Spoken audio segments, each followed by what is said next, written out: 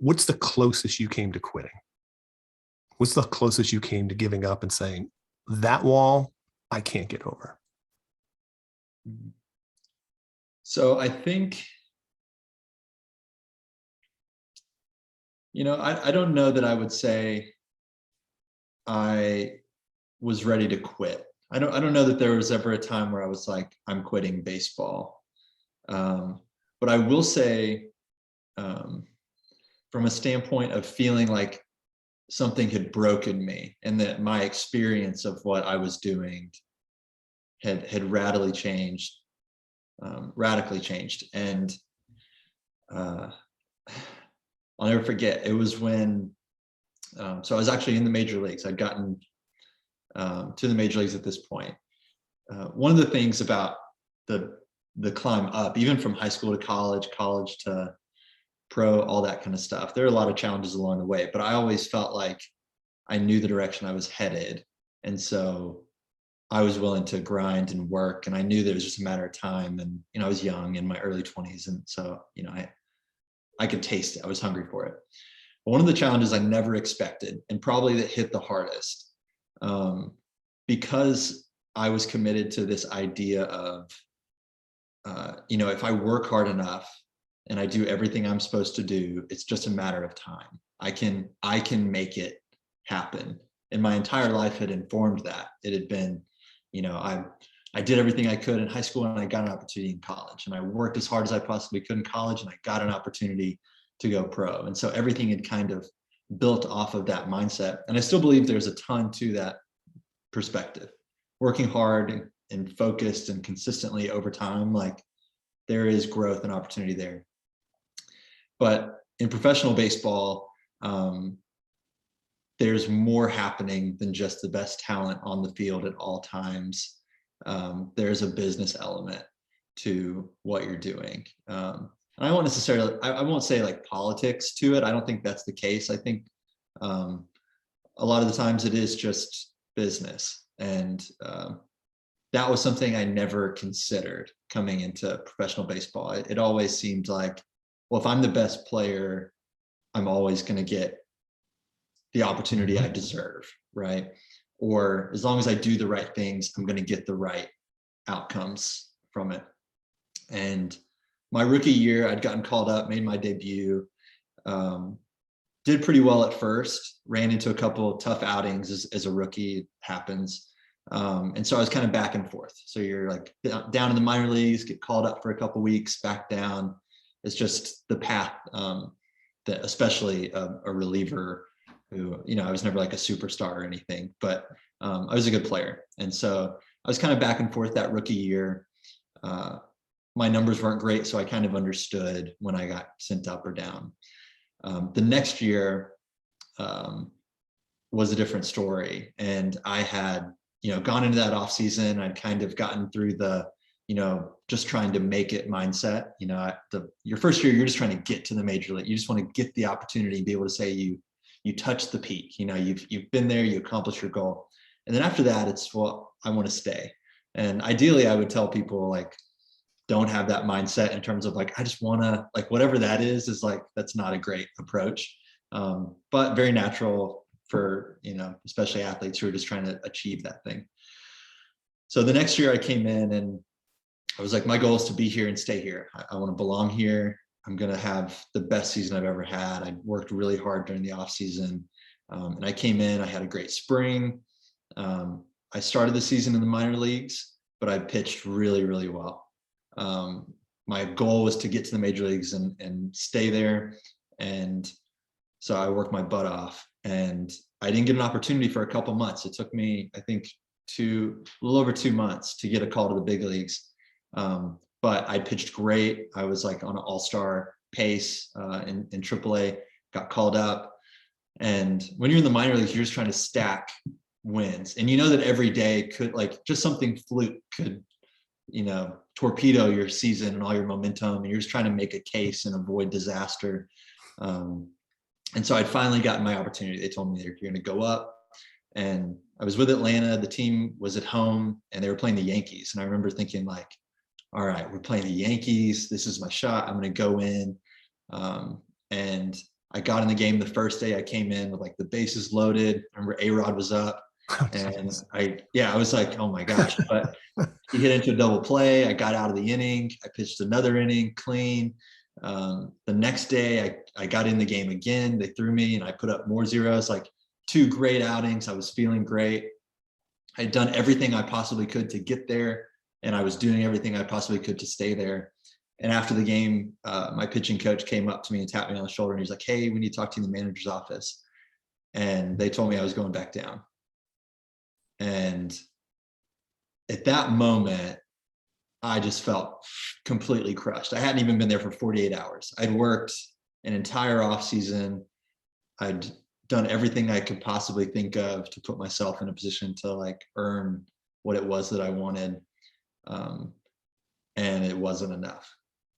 And in that moment, I remember I left the stadium. I just sat in my car and just like broke down. I was just like, I built this whole thing up. And in retrospect, what I know now, one is the way I was thinking about it wasn't big picture. It wasn't a great framework in terms of understanding success. But what I did next that really showed me, one, the error I'd made, but also like a much more sustainable, healthy way to get the things you want to experience is I left there, I went back, and after feeling that like brokenness and just being like, I'm not quitting, but what just happened, I'm not ever going to do again. Like, I'm not ever going to feel that again. I'm not comfortable putting my happiness in someone else's hand. I think that's what, in that moment, I realized is I'd put my ability to be happy, content, feel successful in someone else's hands. And so identifying for myself, like, what does it look like for me to feel successful?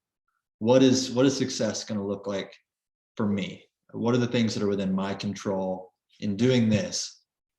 That if nothing ever breaks my way in terms of someone else's decision again, that I'm going to be able to say, it doesn't matter. I did exactly what I wanted to do. Mm-hmm. I'm very happy with everything I did. And so it was just a reframing of my perspective on the environment that I was in. And I went back to AAA, and I remember just saying, I'm going to have as much fun as I can possibly have, because this could end tomorrow.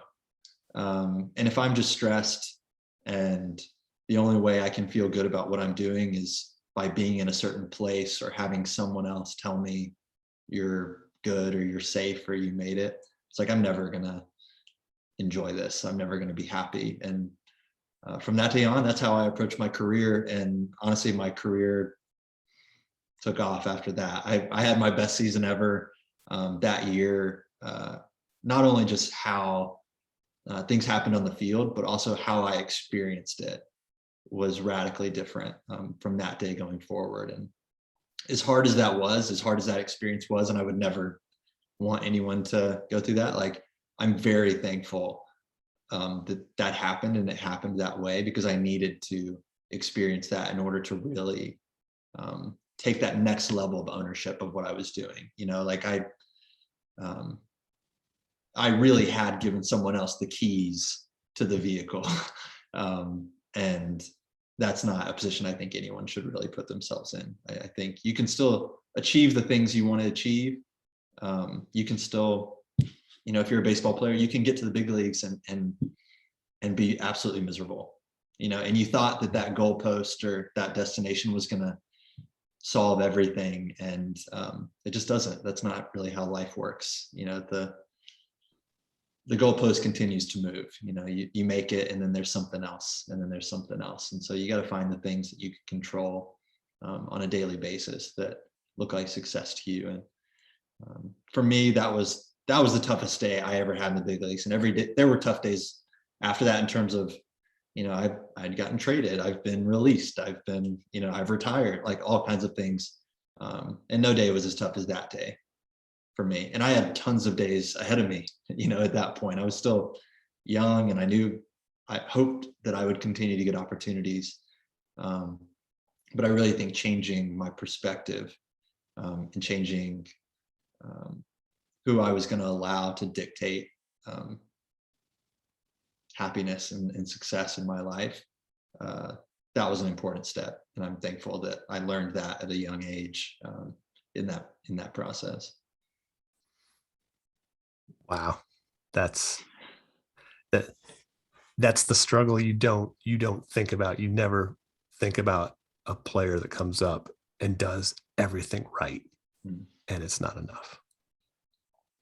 Yeah. So, but the ability for you, if you don't make that mental change, you don't make it, do you? Like, you don't, like, if you can't make that mental change, forget the physical performance part. If you can't make that mental change that, hey, I'm going to go out and do everything I can do, and if that's not enough, it's not enough. But I'm going to control what I can control and let the chips fall where they may. And I'm never going to have to look back and say, oh, I should have done X. No, I did X, but on that day it wasn't enough.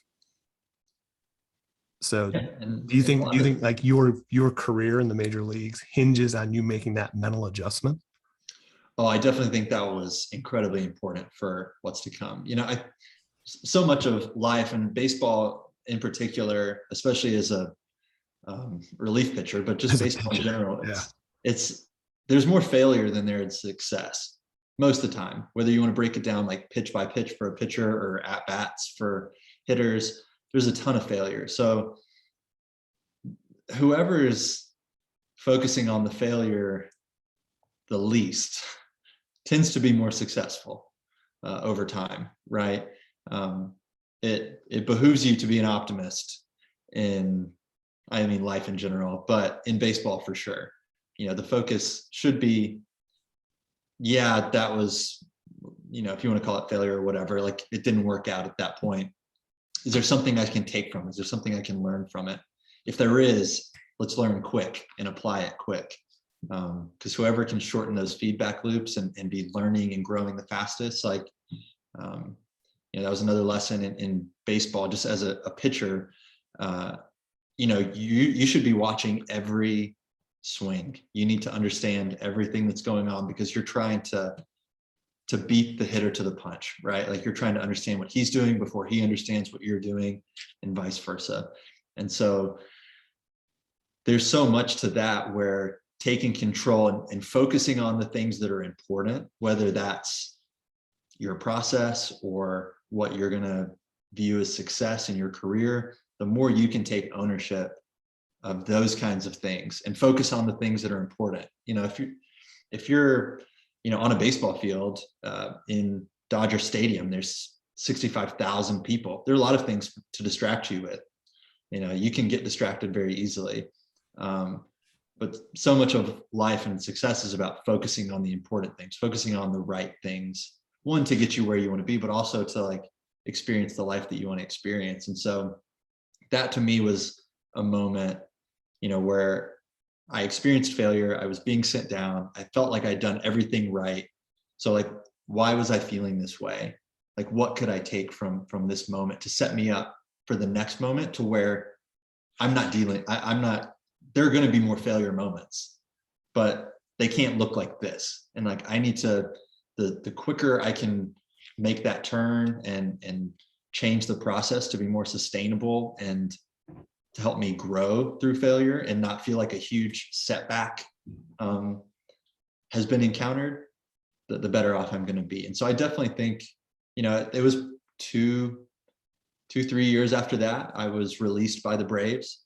And I had had Tommy John surgery that same year. I was recovering from surgery when I got released, and I didn't know if I'd ever play again. I had no idea what was coming, and it would have been really easy to get down and scared and, uncertain about my future. And, I just reflected back on that moment where it's like, well, I'm going to focus on what I can do. I'm going to focus on what's within my control. Mm-hmm. At a certain point, maybe there won't be anything that I can do to help this particular situation, but I'm going to make sure I'm focusing on the right stuff so that if there is something, then I'm aware of it.